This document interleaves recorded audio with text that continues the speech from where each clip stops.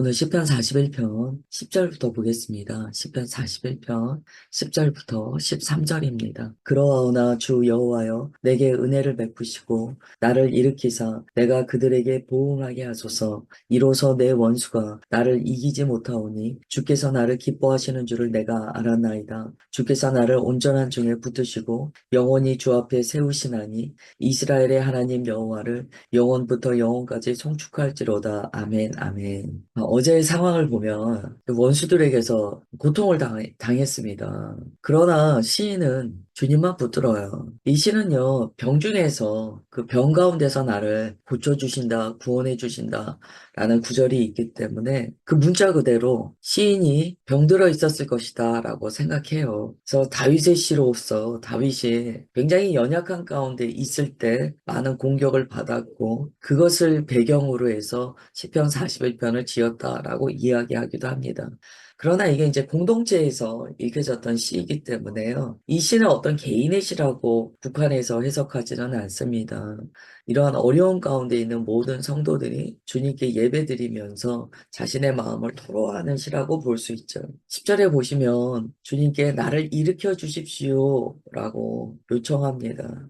그 앞에 9절까지의 내용을 보면 정말 시인이 경험하는 것은 자신의 몸의 연약함, 삶의 고통, 그리고 사람들의 배신이었어요. 이 삼중고를 겪고 있었다는 거죠. 이러한 극한의 어려움 가운데 그가 원하는 것은 오직 하나님이었어요. 그 어떤 일이 있어도 하나님께서 은혜를 베푸시면 성도는 삽니다. 아무리 삶에 무슨 문제가 있어도요, 본인이 느끼기에 하나님의 은혜가 더 크다라고 생각한다면 견뎌요. 그런데 아무리 작은 일이라도 하나님의 은혜가 없으면 성도는 힘듭니다. 넘어져요. 우리는요, 문제가 아니에요. 은혜가 없다는 게 문제예요. 그러면 주님께서 은혜를 안 주시는가? 그게 아니에요. 많은 경우 우리가 은혜를 받지 못하는 상태일 때가 더 많습니다. 주님께서 은혜를 감추이신 것처럼 의도적으로 보이실 때는 있어요. 그러나 대부분 하나님께서는 은혜를 폭포수와 같이 물 붓듯 부어주십니다. 주님께서는 분명히 우리를 보호하시고 은혜를 주시지만 우리가 그것을 잘 깨닫지 못함으로 주님께서 내게 은혜를 주시지 않는다라고 느낄 수는 있어요.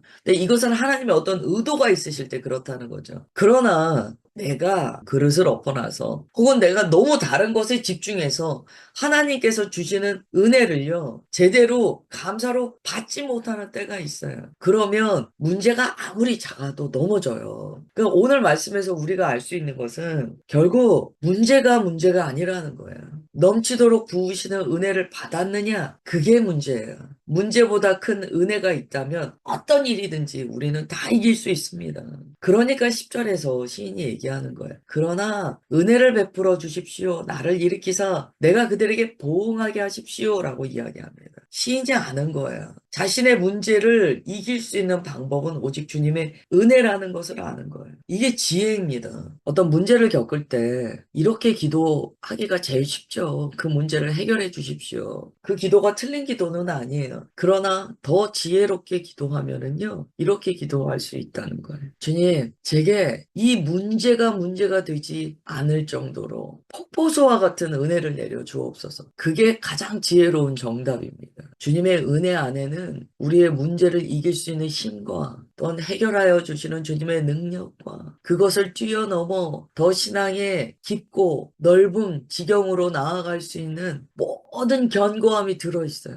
은혜를 간구하는 것이 가장 큰 지혜입니다. 오늘 그렇게 기도하세요. 그 문제를 넘어서는 은혜를 달라고 기도하세요. 그러면 가장 먼저 일어나는 현상이요, 마음으로부터 그 문제가 이겨집니다. 삶의 변화가 일어난 게 아니고 마음으로부터 그 문제가 이겨져요. 마음으로 그 문제가 이겨지면 이미 이긴 거예요. 그 다음은 주님께서 하세요. 우리는 은혜를 통하여 마음으로부터 문제가 이겨지는 것을 경험해야 돼요. 그 경험이 있으면 그리스도인은요, 이 시스템이 다른 일에도 이제 계속 똑같이 적용이 됩니다. 그래서 그 다음에 어떤 일이 있든지 주님의 은혜를 간구하고 마음으로부터 이김으로 현실이 먼저가 아니고 내 마음에 승리를 주시는 주님을 찬양하게 돼요. 내 마음부터 이겼는데 뭐 그것 때문에 왜 내가 일희일비합니까? 그럴 필요가 없잖아요. 10절 끝에요. 내가 그들에게 보응하게 하소서 라는 것은요, 복수하게 하십시오 라는 얘기가 아니에요. 하나님의 공의가 실현되었기 때문에 보응이 되는 거예요. 우리가 앞서 나눈 내용, 9절까지의 내용을 보면 이 보응은요, 위탁의 개념을 먼저 가지고 있습니다. 우리가 모든 문제를 주님께 올려드려요. 그러면 주님께서 그것을 만지세요. 그걸 통하여 우리는 보응하게 되는 것을 깨닫게 됩니다. 10절의 내용을 보면요, 내가 병중이든지, 내가 삶의 깊은 문제에 빠져 있든지, 남들이 이야기하는 불행한 상황 가운데 처해 있든지, 그게 끝이 아니에요. 그리스도인은 어떤 문제에서도 은혜를 의지하여 다시 일어나게 됩니다. 그 다음에 11절에 이렇게 얘기해요. 본인이 뭔가를 알았대요. 여러분 11절이 얼마나 깊은 고백인지 몰라요. 뭘 알았냐면 주님께서 나를 기뻐하고 계신다는 걸 알았대요. 할렐루야. 할렐루야. 지금 막 삶 가운데 대적자들이 있거든요. 문제가 발생하거든요. 심지어 배신하는 일이 있거든요. 근데 시인이 뭐라고 하냐면 저 원수가 나를 이기지 못합니다. 라고 확신합니다. 왜냐하면 주님께서 나를 기뻐하신다는 걸 내가 알기 때문이다. 라고 고백해요. 여러분 11절에 고백이 있는 사람, 주님께서 나를 기뻐하십니다. 라는 고백이 있는 사람 아무도 못 이깁니다. 아무도 못 이겨. 여러분 사람이요. 뭔가 주님과의 관계에서 문제가 있으면 주님께 나아가면서도 자신감이 없어요. 이건 좋은 자신감이에요. 담대함이 없어요. 내가 주님께 나아갔다가 주님께서 나한테 뭐라고 하시면 어떻게 하지? 그래요. 여러분 주님께서 나를 기뻐하신다라는 걸 아는 자, 내가 알았나이다라고 이야기하잖아요. 주님께서 늘 말씀해 주시는 거예요. 내가 너를 기뻐한다. 내가 너를 기뻐한다. 우리가 기도할 때 주님께서 이 말씀을 주시거든요. 내가 너를 기뻐한다. 저도 신앙생활 돌아보면 포인트가 되는 순간에 항상 주님께서 이 말씀을 주세요. 내가 너를 기뻐한다. 주님께서 내가 너를 기뻐한다 하실 때요. 여러분 이렇게 반응하지 마세요. 늘상 하시는 말씀 뭐 쓱 지나가지 마세요. 조금 더 대단한 얘기를 저한테 좀 주세요. 이런 마음 갖지 마세요. 내가 너를 기뻐한다라는 이 말씀이요. 얼마나 큰 능력인지 몰라요. 지금 시인이 뭐라고 이야기하냐면 원수가 나를 이기지 못한다는 거예요. 왜냐하면 주님께서 나를 기뻐하시기 때문이라는 거예요. 그걸 내가 확신한다는 거예요. 그렇기 때문에 주님의 이 말씀이요. 정말 능력 있는 말씀이에요. 주님께서 기도할 때 말씀하시잖아요. 내가 너를 기뻐한다. 그 이야기는요. 아무도 너를 해하지 못한다. 라는 거예요. 아무도 너를 이길 수 없다라는 거예요. 우리는요. 내가 너를 기뻐한다. 라는 말씀을 통하여 삶이요. 질서 있게 세워지게 됩니다. 어둠의 영이 우리를 이기지 못해요. 우리 성도님들 모두 그런 마음의 확신이 있으시다고 믿어요. 혹여 그런 확신이 없다면 이 시간 말씀 가운데 주님의 그 은혜의 음성이 들리시기를 주 예수님의 이름으로 축원합니다. 그 다음에 12절을 얘기하는 거예요. 주께서 나를 온전한 중에 붙으시고 영원히 주 앞에 세우시나이다. 영원히 세운대요. 영생에 대한 믿음을 가지고 있습니다. 그리고 13절의 이야기예요. 이스라엘의 하나님 여호와를 영원부터 영원까지 송축할지어다. 아멘 아멘. 그리고 이제 시편의 1권이 끝나게 돼요. 지금 시편 1편부터 41편까지 1권이 마무리되는데요. 아멘 아멘. 영원부터 영원까지 여호와를 찬양하라. 그리고 끝나요. 1권은요. 복 있는 자에 대한 선언으로부터 시작했습니다. 그러면 1권의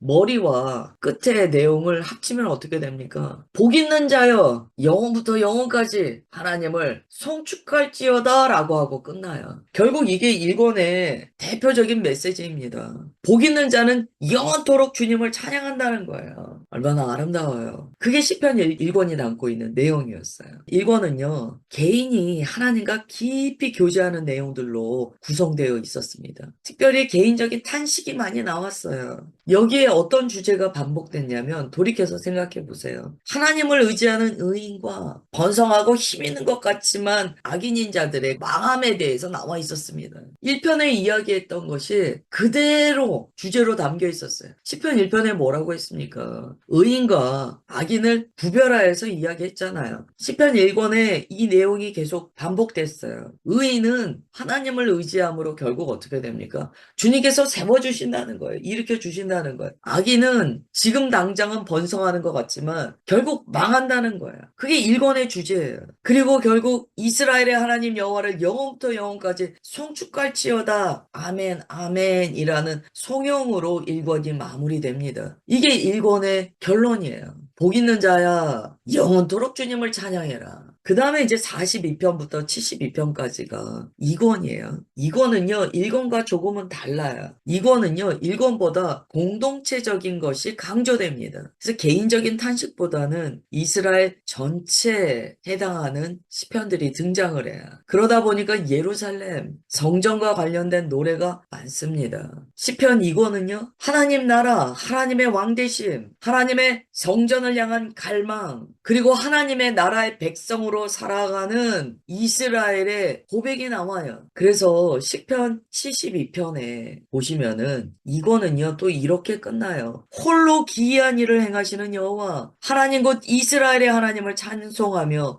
그의 영광스러운 이름을 영원히 찬송할지어다 라고 하고 끝납니다. 시편은요 아주 굵은 메시지가 있어요. 하나님의 백성들아 복 있는 자들아 이스라엘아 영원히 주님을 찬양하라 라고 이야기한다는 거예요. 여러분 우리가 주님을 찬양하는 것은요 시편에서 이야기하는 하나님의 백성의 온전한 모습입니다. 찬양이 그냥 해도 좋고 안 해도 좋고 이런 게 아니에요. 우리가 공동체에서 찬양을 하든 개인적으로 주님을 찬양하든 그 찬양에는요 우리의 전심이 담겨야 돼요. 그래서 찬양을 할 때마다 하나님의 그 영원하심을 기뻐하는 마음을 전심으로 담아야 됩니다. 시편에 보면 꼭 권이 끝나는 소경에서요. 영원토록 주님을 찬양하라고 외친다는 거예요. 그게 우리의 마땅한 모습이기 때문이에요. 41편을 좀 보면은요. 결국 예수님의 십자가상에서의 그 고통이 그대로 고백되었습니다. 나의 친구가 나를 향하여 뒤꿈치를 들었다는 거예요. 배신에 대한 이야기였죠. 예수님께서 십자가에서 배신당하셨어요. 우리가 예수님의 길을 따른다고 할 때요. 알아야 돼요. 인생은 연약하기 때문에 배신할 수 있어요. 그게 이상한 일이 아니에요. 배신당하고 나를 속이고 나에게 배타적인 태도를 취하고 이러한 일들을 경험할 때 이상한 일 당하는 듯 할 필요가 없습니다. 그때 어떻게 하면 되냐면 십자가 예수님을 바라보는 거예요. 예수님께서는 이 땅에서 우리를 위하여 죽으실 때 전 인류가 주님을 배신하는 것을 경험하셨습니다. 주님께서 셋째 날에 부활하신 것 같이 예수님을 믿는 우리에게 동일한 부활의 다시 일어남을 베풀어 주시는 것을 믿습니다. 이렇게 기도하면 돼요. 시편 41편은 예수님께서 십자가에서 어떻게 일어나실 수 있었는가를 그대로 보여줍니다. 하나님께서요, 예수님께 이렇게 말씀하셨잖아요. 이는 내가 기뻐하는 아들이라 세례 요한에게 세례 받으시면서 공생애를 공식적으로 시작하실 때 하나님께서 말씀하셨잖아요. 예수님은 하나님께서 기뻐하시는 아들이다 라고 선언하셨잖아요. 오늘 동일한 고백이 나옵니다. 예수님께서 십자가에서 죽으실 때 어떻게 일어나실 수 있습니까? 하나님께서 나를 기뻐하시는 줄을 내가 압니다 라는 믿음의 확신이 있으셨다는 거예요. 그렇기 때문에 오늘의 말씀을요 신약의 예수 그리스도의 복음에 비추어 우리에게 적용한다면 우리도 예수님의 십자가를 바라볼 때 어떠한 상황 가운데에서도 다시 일으켜 주심을 받을 수 있다는 거예요. 그런데 복음적으로 보면 그 안에는 이런 또 다른 깊은 의미가 담겨 있습니다. 그냥 일어나는 게 아니에요. 예수님께서는 부활의 생명으로 일어나셨어요. 우리가 이러한 고통을 통과할 때 모든 고통을 오직 십자가에 못 박으며 예수님만 의지하며 나아갈 때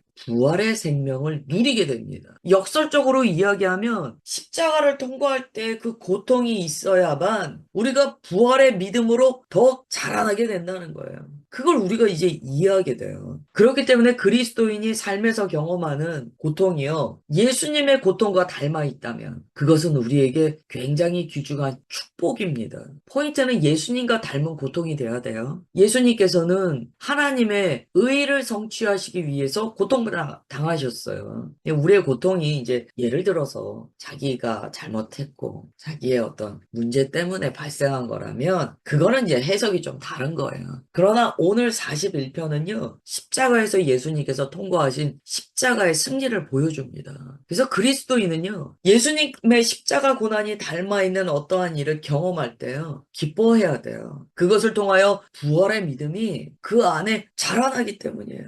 그리고 그것을 통하여 죽었다가 다시 사는 부활의 생명을 경험하게 되기 때문이에요. 여러분, 부활 생명을 경험하고 싶습니다. 우리 기도하잖아요. 야, 하나님 보좌 우편에 앉으신 예수 그리스도께서 우리에게 주시는 이 부활의 생명이, 부활의 믿음이 무엇일까? 에베소서에서 말씀하는 이미 앉히셨다고 말씀하신 그 하늘에서 주님의 그 곁에 있는 그 부활의 믿음이 무엇일까? 이거 우리 궁금하잖아요. 41편은 그 답을 줘요. 죽었다 살아나면 된다는 거예요. 십자가에서 예수님과 똑같은 의의 고난을 받음으로 십자가의 죽음을 통과하면 그걸 배우게 된다는 거예요. 그걸 알게 된다는 거예요. 그래서 예수님의 제자들이 이 땅에서요 엄청 십자가의 고난을 많이 당했습니다. 그리고 끝에 가서 십자가에서 죽었어요. 베드로 거꾸로 매달려 죽었어요. 나다나엘이 아마 그 예수님의 제자가 됐을 것이다 라고도 이야기해요. 이 나다나엘은요 전승에 따르면 살갗이 다 벗겨집니다. 그렇게 해서 죽어요. 우리는 그런 시대를 살고 있지는 않아요. 그러나 주님께서는 십자가 경험을 우리에게 주십니다. 오늘 꼭 기억하세요. 내 삶에 무슨 문제가 있든지 11절 꼭 기억하셔야 돼요. 주께서 나를 기뻐하시는 줄을 내가 아나이다. 그러므로 사탄 마귀가 나를 이길 수 없습니다. 우리 평생의 고백이에요. 주님께서 나를 기뻐하신다는 것이 우리의 인생에 승리를 주시는 하나님의 선언이세요. 오늘 꼭 기억하십시오. 기도하겠습니다. 주님, 주님의 은혜로 시편 1권을 마무리했습니다. 복 있는 자의 서론으로부터 출발하여 이스라엘아 영원토록 하나님을 찬양할지어다. 그 송영으로 1권이 마무리되었습니다. 우리는 주님을 찬양하기 위해서 지음받았습니다. 우리가 이 땅에 태어난 목적은 하나님을 영화롭게 하며 영원토록 주님을 즐거워하는 것입니다. 영원토록 주님을 기뻐하며 찬양하는 것입니다. 그 목적이 우리 안에 온전히 성취되는 것을 믿습니다. 시편 1권의 여정을 마무리하며 우리를 복 있는 자로 불러주신 주님 앞에 영원토록 찬양을 올려드리기로 결단합니다. 주님께서 우리를 기뻐하시오니 사탄 마귀가 우리를 이길 수 없음을 선언합니다. 주님의 놀라우신 그 은혜가 우리의 삶 가운데 풍성함으로 어떠한 것도 두려워하지 않습니다. 은혜가 이기시오니 오늘도 주님의 은혜 안에 잠기며 하루를 시작합니다. 그런 주의 자녀들 이 시간 성령 하나님 기름 부어주시고 복에 복을 더하사 모든 발걸음 복되게 하옵소서. 주님께서 오늘 주의 자녀들 일으키시고 부활의 생명으로 붙들어 주심을 감사드리오며 사랑하는 주 예수 그리스도의 이름으로 기도드리옵나이다. 아멘.